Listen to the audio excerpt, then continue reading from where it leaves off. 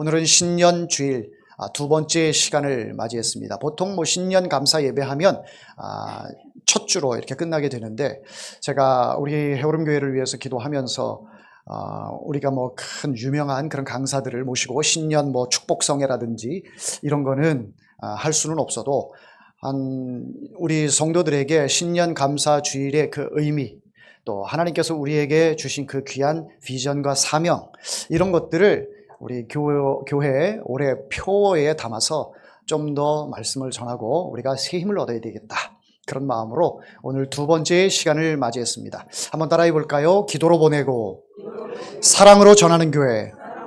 기도로 보내고 사랑으로 전하는 교회. 아멘. 네, 이것이 성경적입니다.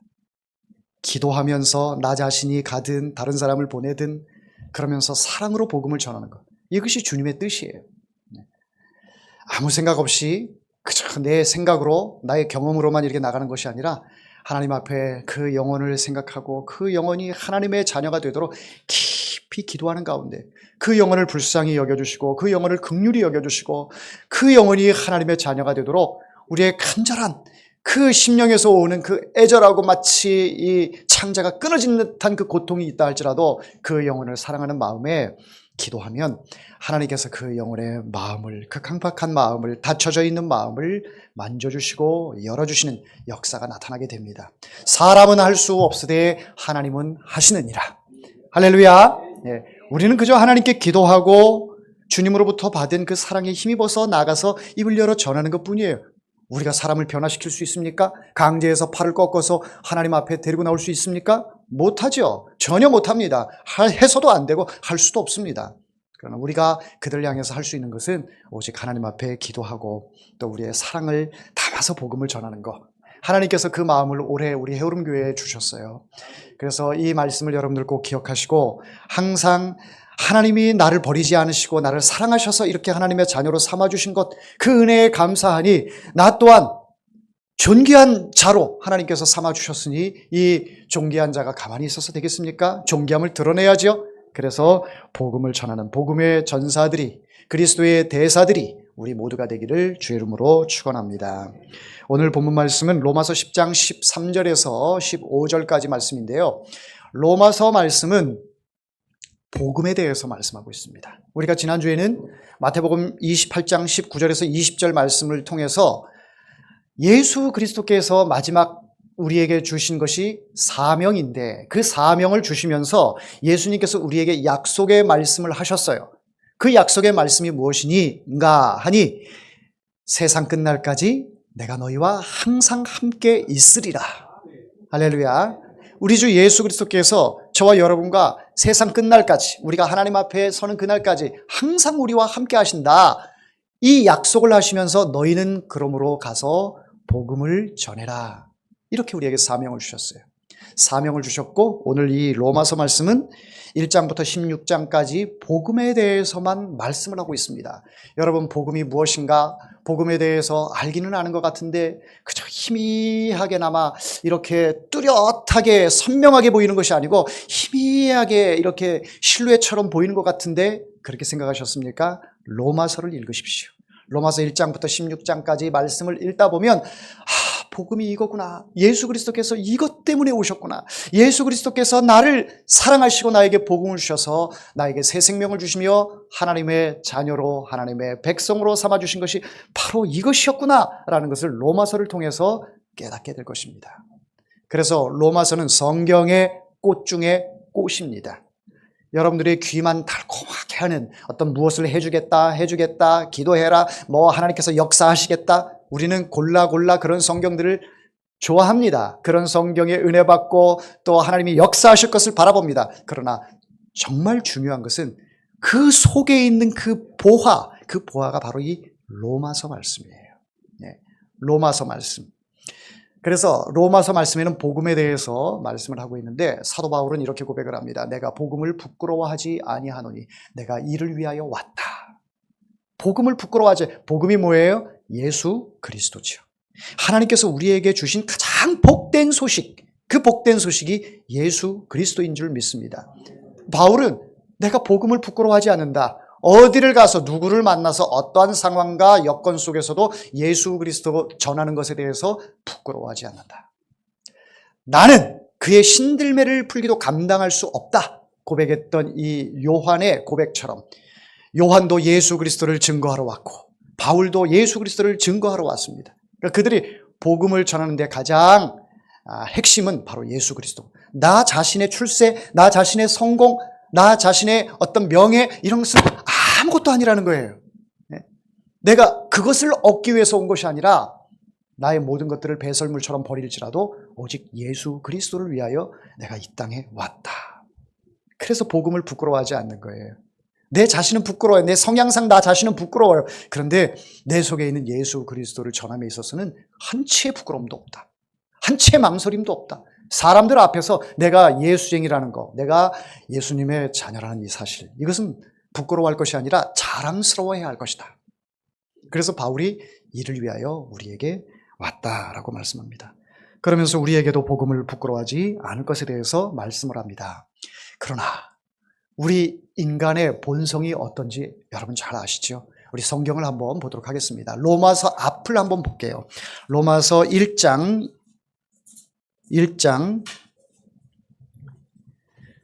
29절부터 한번 읽어보겠습니다.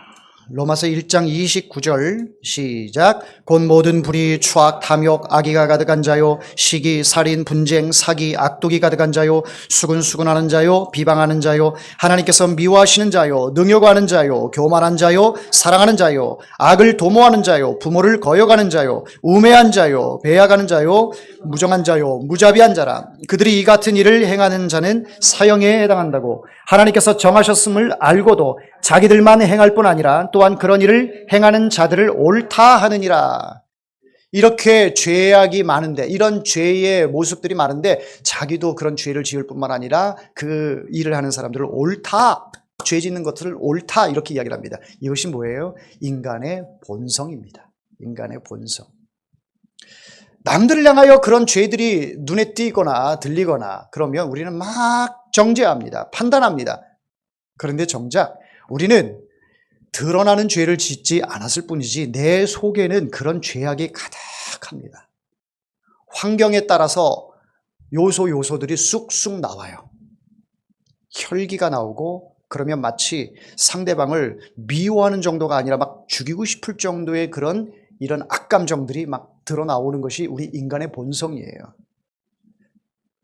다른 사람을 향하여 우리가 판단할 것이 아니라 내 속에 이런 죄악의 본성이 있는 것을 하나님께 회개하셔야 합니다. 세상 사람들은 드러나는 죄를 판단하고 정죄하지만 하나님께서는 내 속에 그런 마음이 가득한 것을 바라보고 하나님께서는 죄 없다 하시지 않습니다. 여러분, 하나님의 백성들은 이 세상의 법의 테두리도 그 안에서 지키면서 살아가는 것도 당연하지만 그 법을 준수하는 것도 우리가 해야 할 일들이지만 더 중요한 것은 하나님의 법이 우리에게는 더 지켜야 할 몫이다라는 것을 여러분 아셔야 합니다. 하나님께서는 여러분의 겉모습을 보는 것이 아니라 여러분의 속마음을 보시기 때문에 어떠한 마음으로 하나님을 사랑하는지, 어떠한 마음으로 다른 사람을 상대하는지, 어떠한 마음으로 나라를 생각하고 세상에서 여러분들이 그 판단하에 생활을 하는지 여러분 중심을 바라보고 계십니다. 그래서 세상에는 의인이 없나니 하나도 없다라고 말씀하시는 거예요. 우리 모두가 다 주님 앞에 죄인이기 때문에 그 죄에 따른 심판을 받을 수밖에 없는 존재들이에요. 그런 본성을 가지고 있는 사람들이 우리들입니다. 자, 그런데 우리 1장 28절을 한번 같이 읽어보도록 하겠습니다. 28절. 또한 그들이 마음에 하나님 두기를 싫어하매 하나님께서 그들을 그 상실한 마음대로 내버려 두사 합당하지 못한 일을 하게 하셨으니. 자, 마음에 하나님 두기를 싫어해요. 사람들 마음속에. 하나님을 마음에 두기를 싫어하니까 29절 이하에 이런 죄들이 나타나는 거예요. 내 마음속에 끊이지 않게 계속 이 발톱을 숨기고 살아가고 있는 것입니다. 그런데 하나님께서는요, 하나님 두기를 싫어하는 그 사람들을 어떻게 하셨어요? 그 상실한 마음대로 내버려 두었다라고 이렇게 말씀하세요. 24절 말씀에도 그러므로 하나님께서 그들을 마음의 정욕대로 더러움에 내버려 두사, 하나님께서 정욕대로 내버려 뒀다라고 이렇게 말씀하세요. 26절에 이 때문에 하나님께서 그들을 부끄러운 욕심에 내버려 두셨으니 곧 그들의 여자들도 순리대로 쓸 것을 받고 영리로 쓰며, 이것은 무엇을 의미하느냐? 여자가 여자와 동성애를 갖는 영리를 순리대로 쓸 것을 받고 영리로 썼다라는 말은 동성애를 했다라는 말이에요. 27절 내용도 마찬가지예요. 음욕이 부릴 듯하며 남자가 남자와 더불어 부끄러운 일을 행하여 그들의 그릇 때문에 상당한 보응을 그들 자신이 받았다. 이런 동성애를 하는 것도 하나님께서 그냥 내버려 뒀다라고 이렇게 말씀하세요. 그러니까 이 땅에 동성애를 비롯한 모든 우리 인간의 마음속에 들어있는 이 죄들을 하나님께서 상실한 마음대로 내버려 뒀다. 여러분, 이것이 우리 인간이에요. 하나님께서 그 내버려 둔 것으로 끝났다면 우리 인간은 절망입니다. 그런데 이러한 자들에게 하나님께서 하나님의 아들 독생자 예수 그리스도를 우리에게 구세주로 보내주셨습니다. 아멘. 우리에게는 상실한 마음대로 그냥 내버려 두지 않으시고 우리를 콜링하셨어요. 하나님의 자녀로 부르셨어요. 이것이 은혜 아닙니까?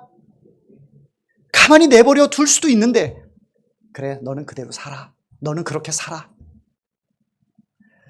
사람이 사람과의 관계 속에서도 포기했을 때는 그 상대방에게 말을 하지 않죠.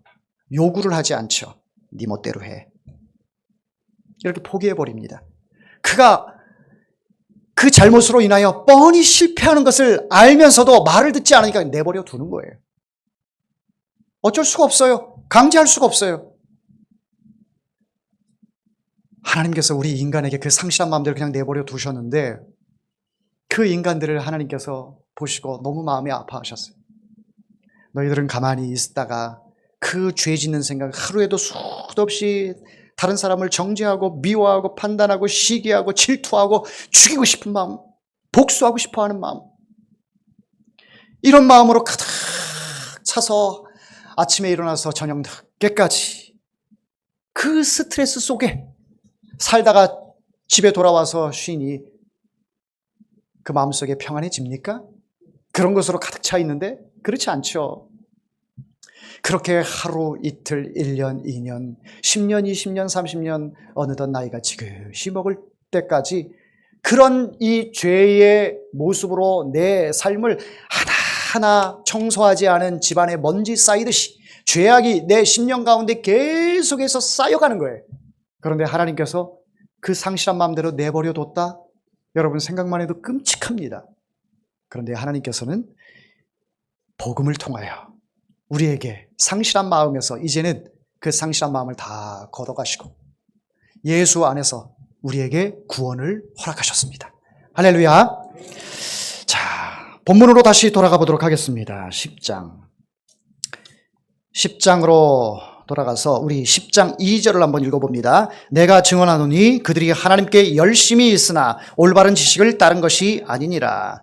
자, 바울이 지금 로마인들에게, 로마 안에 있는 사람들에게 말씀을 전하고 있습니다. 뿐만 아니라 유대인들, 또 뭐 이방인들도 마찬가지고, 로마인들은 이방인들이니까 유대인이든 이방인이든 또 이런 사람들에게 복음을 전하는데, 유대인들을 내 형제요, 내 자매요, 우리의 동족인데 가장 가까이에 있는 이 사람들이 하나님의 일에 대하여 열심은 있는데 올바른 지식을 따르지 않고 있다라는 것을 지적하고 있습니다.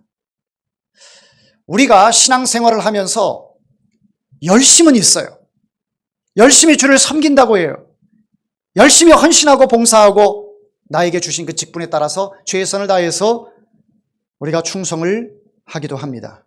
그런데 중요한 것은 내가 열심히 하는 게 중요한 게 아니라 올바른 것을 알고 열심히 하는 것이 중요하죠. 올바르지 않은데 열심이다, 이런 사람들은 답이 없어요. 이것이 죄인지 의인지 알지도 못하고 깨닫지도 못하는데 무조건 열심히만 해. 하나님을 의식하지 않고 사람들을 의식하지 않고 교회를 의식하지 않고 그저 자기 열심에만, 자기 확신에만 사로잡혀서 일을 하는 사람들이 있다는 거예요. 다시 말하면 복음을 알지 못하면서 하는 열심, 이것은 문제가 있다라는 거예요. 여러분, 봉사를 하더라도 내가 복음을 제대로 알고 예수에 대해서 제대로 알고 그분이 나에게 어떤 분인지, 우리 교회에 어떤 분인지 그것을 잘 알고 하나님의 일을 하게 되면 그 일의 질이 달라져요. 그저 인간적인 열심, 나의 건강상에 최선을 다하는 어떤 이런 이 의욕에 사로잡힌 이런 일보다도 한 번 더 생각하고, 이 일이 하나님이 기뻐하시는가? 교회 청소를 하다가도 하나님이 기뻐하시는 일인가? 한 번쯤 생각하고 하나님이 기뻐하시는 일에 우리가 충성할 수 있게 되는 거죠. 이건 복음을 아는 사람들이 할 수 있는 거예요. 어떤 이런 이야기를 합니다. 내가 교회에 그렇게 충성했는데 시험 들었다고. 시험 들어가지고 너무너무 사람 마음이 이게 미워하는 마음, 쳐다도 보기 싫다고 이렇게 생각하는 사람도 있습니다. 물론 사람들은 사람과의 관계 속에서 실망할 수도 있고 시험 들 수도 있습니다. 미운 감정 들 수도 있어요.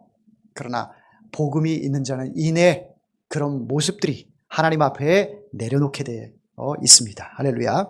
복음이 들어있는 사람, 예수 그리스도가 있는 사람들은 서로 사랑하라, 이것이 너희에게 준 새 계명이니 라고 말씀을 하셨기 때문에 우리 예수님께서 우리에게 보여주신 것은 사랑 그 자체였어요.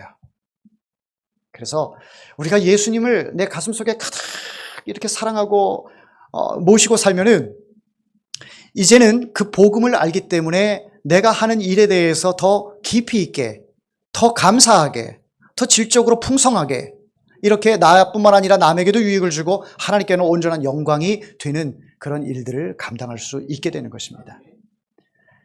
바울이 로마에 있는 유대인들에게 복음을 전하는데, 로마인들에게 복음을 전하는데 저 사람들이 열심은 있어.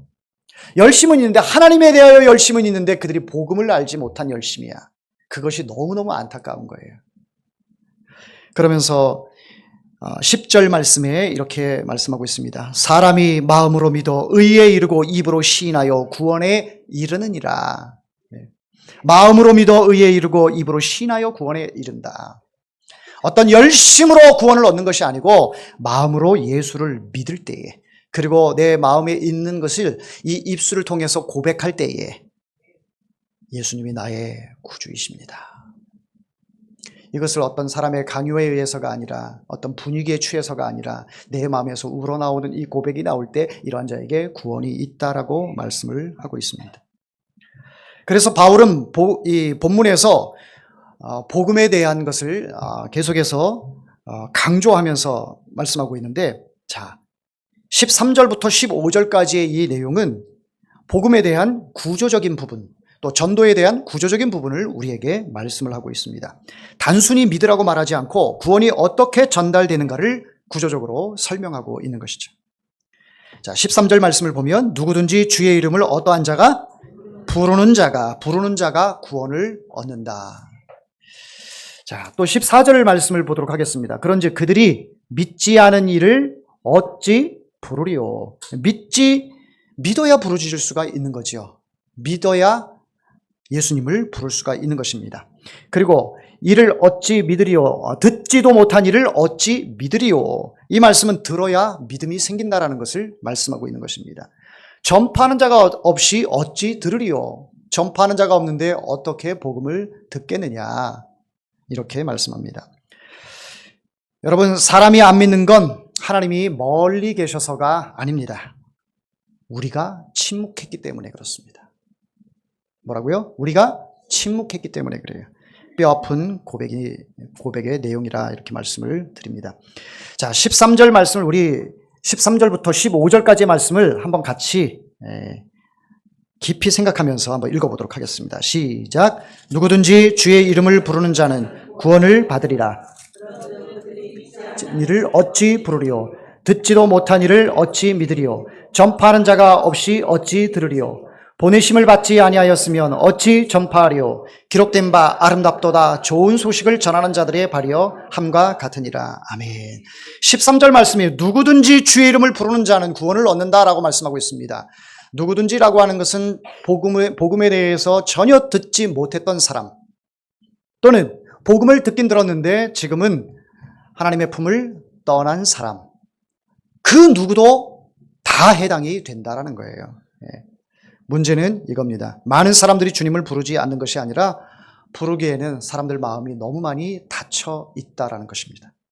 교회 안에서 상처받고 사람에게 실망하고 또 시험 들고 한평생 존경하고 따랐던 그 목사님이 노역에 의해서 어떤 물질관이 흐려짐으로 인하여 성도들에게 실망을 주고 시험에 들게 하고, 어떤 교회의 장로나 권사나 안수집사 그 직분을 이용해서 성도들에게 어떤 월권 행위를 한다라는 그런 모습들, 이런 모습들이 교회 안에 나타나게 되면 시험에 들고 교회를 떠나게 되는 것이죠.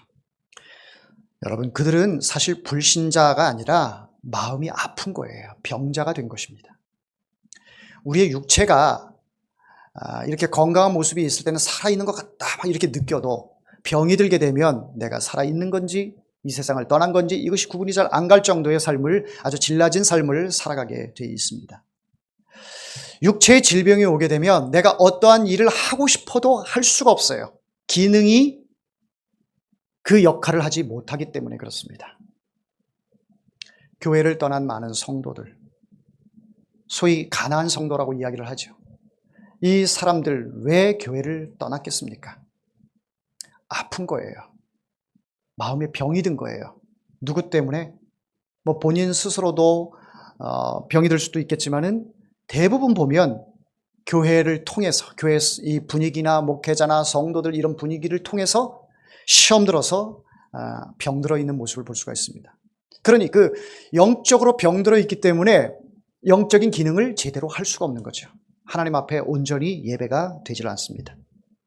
몸이 아프면 하고 싶은 거 못하는 것처럼 영이 병드니까 하나님을 찾는 것이 아니라 세상을 찾게 돼요. 세상이 더 친구처럼 느껴져요. 이러한 사람들을 향해서 우리는 정죄해야 할 것이 아니라 치유를 해야 되겠구나. 그 영혼을 치유해야 되겠구나. 이런 마음으로 그들에게 나가야 합니다. 자, 14절 말씀에 보면 믿지 아니하는 이를 어찌 부르리요. 여기서 믿지 아니하는 사람은 무신론자가 아닙니다. 오늘날 많은 사람들은 하나님은 믿지만 교회는 못 믿고 말씀은 알지만 상처가 크기 때문에 마음이 닫혀져 있습니다. 우리 한국 교회에 이 성도들이 자꾸 코로나 핑계를 대고 성도들이 떠났다 이런 얘기들을 많이 하지만 저 또한 그런 이야기들을 많이 했고, 근데 돌이켜보면 코로나가 정점이었지만은 그 전부터 사람들은 교회를 떠나기 시작했습니다. 교회를 떠나기 시작했고 교회에 대해서 반감을 많이 갖게 되었어요.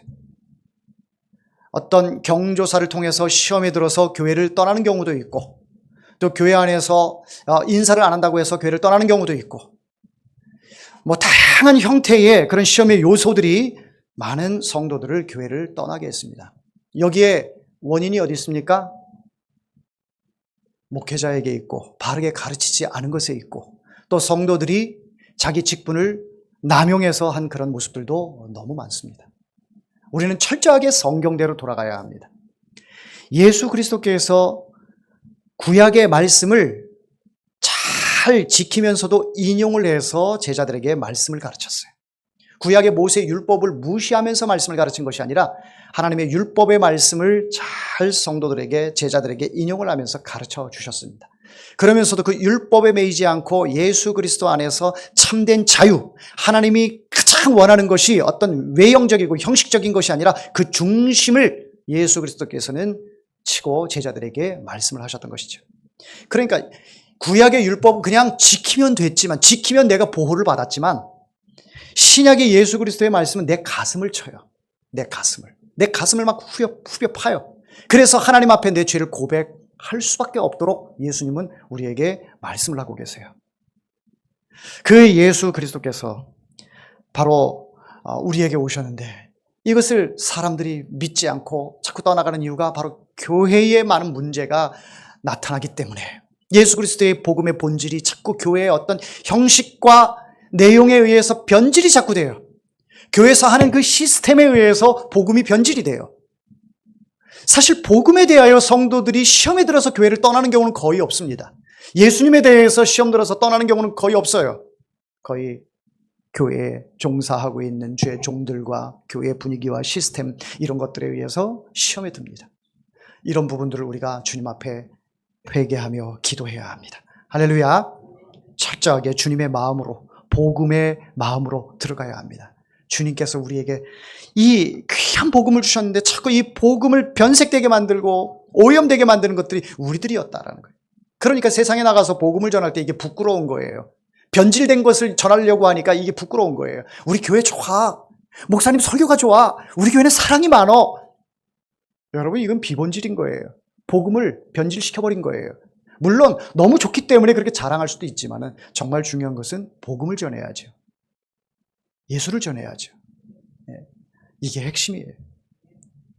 여러분, 한 분 한 분이 복음에 대한 그 확신으로 가득 차 있으면 여러분들이 예수만 자랑을 해도 교회가 자랑이 나타나요. 예수만 자랑해도 목사님이 나타나요. 복음만 전해도, 확신에 차서 복음만 전해도 야, 그 교회 가고 싶은데? 왜 그런 생각이 들까요? 너무 확신에 차서 복음을 전하기 때문에. 가짜인지 진짜인지 구분이 안 되면 사람들이 거기에 신뢰를 주지 않습니다. 여러분, 가짜도요, 확실하게 가짜인 사람들이, 사기치는 사람들이 확신 가지고 얘기하면 우리가 넘어가잖아요. 근데 진짜인데 진짜의 이 복음을 전하지 않고 자꾸 변색된 것들만. 우리 교회에 건물 있어. 우리 교회 성도들 엄청 많아. 우리 교회에 정말 이 권위 있는 사람들 굉장히 많아. 여러분, 그건 복음이 아닙니다. 오직 예수만 나타내는 여러분들 되기를 바랍니다. 자, 14절 말씀을 계속 보겠습니다. 그런즉 그들이 믿지 아니하는 일을 어찌 부르리요? 듣지 못하는 일을 어찌 믿으리요? 듣지 못하는 일을 어찌 믿으리요? 전파하는 자가 없이 어찌 들으리요? 문제는 복음을 듣지 않는 상태가 이것이 습관이 되었습니다. 사람들이. 그래서 이제는 단순히 와서 보라, 와서 들으라, 이게 아니라 우리가 먼저 이렇게 이야기를 해야 합니다. 그 사람의 말을 내가 들을 테니까 이야기해봐. 그러니까 그 사람이 왜 교회에 대해서 시험이 들었는지, 내 말만 따따붙다 하지 마시고 상대방의 말을 듣고 이 사람이 무엇 때문에 주님의 품을 떠났는지, 교회를 떠났는지 그런 이야기들을 듣고 그 이야기를 들으면서 그의 아픈 상처를 어루만져 주실 수 있는 여러분들 되길 바랍니다. 무조건 교회에 데리고 나오는 것이 이것이 능사는 아니에요. 마음속에 있는 이 마음에 전혀 공감이 되지 않고 그 상처가 계속 남아있는 상태에서 교회에 와도 여전히 예전에 가졌던 그 잔상이 그대로 현재의 교회에서도 이게 보이기 때문에 상처가 치유가 되질 않아요. 그렇다고 해서 맞장구를 쳐서 맞아, 교회에 대해서 맞아, 그래, 그렇게 정죄할 것이 아니라 그래, 그것 때문에 많이 힘들었지, 그것 때문에 많이 상처가 있었겠구나 하면서 같이 그 마음을 헤아려 줄 수 있는 것. 그래도 우리 주 예수 그리스도는 자기를 사랑해, 당신을 사랑해, 이렇게 예수의 복음을 전하면 되는 거예요. 그들과 논리적인 싸움을 해서도 안 됩니다. 여러분, 논리적으로 성경을 이해를 시키려고 여러분 이해를 통해서 전도 안 됩니다. 물론 이해도 필요하지만 정말 그 영혼을 위해서 같이 같은 마음을, 그 상처를 보듬어 줄 수 있는 이 마음이 더 중요하다라는 거예요. 그 대상이 나의 자녀이든 나의 형제이든 나의 부모이든 회사 동료이든 지인이든 마찬가지예요. 그들이 그렇게 하나님의 품을 떠난 데에는 분명한 이유가 있어요. 본인 스스로가 난 무신론자야 뭐 이런 사람도 있겠지만은 이 세상에 무신론자는 없습니다. 그렇게 말할 뿐이에요.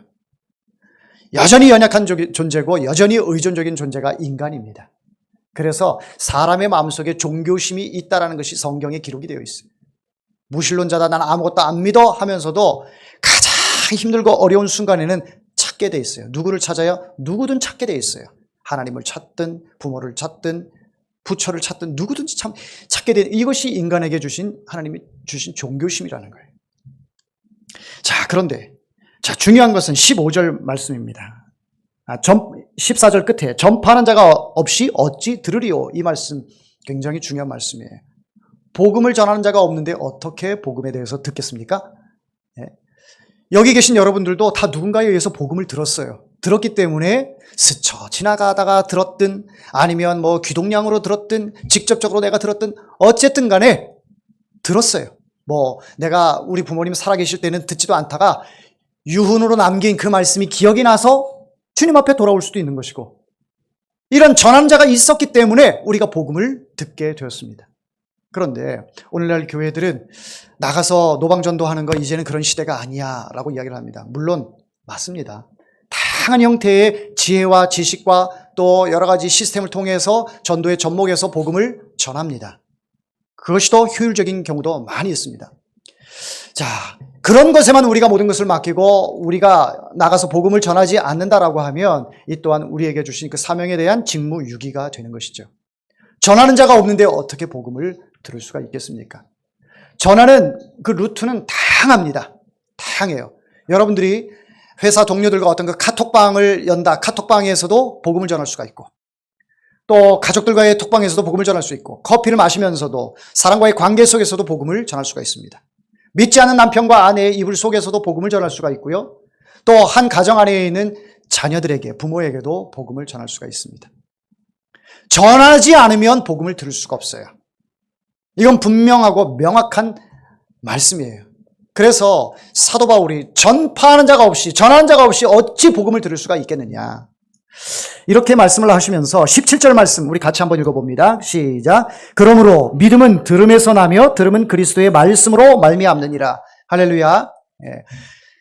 내 사랑하는 식구가, 내 사랑하는 친구와 지인들이 복음을 듣기를 원하는데, 예수 믿기를 원하는데 저절로 믿어지지 않아요. 복음이라고 하는 것은 바로 들음에서 난다 그랬어요.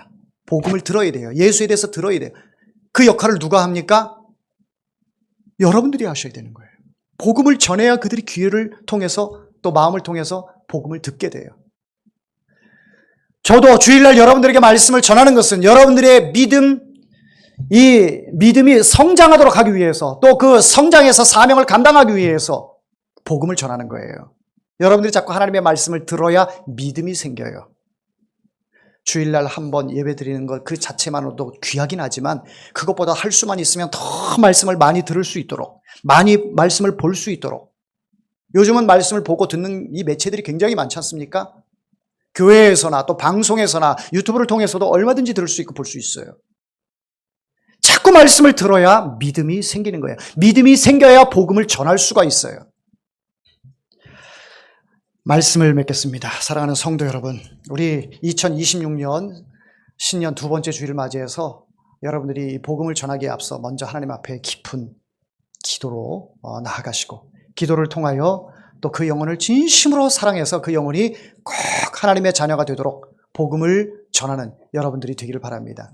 그 가운데에 정말 이 사랑이 담겨 있지 않으면 복음이 전해지질 않아요. 이웃에게도 또 친구들에게도 또 교회 안에서도 사랑으로 대하고 사랑으로 다가가는 저와 여러분이 다 되기를 주의 이름으로 축원합니다.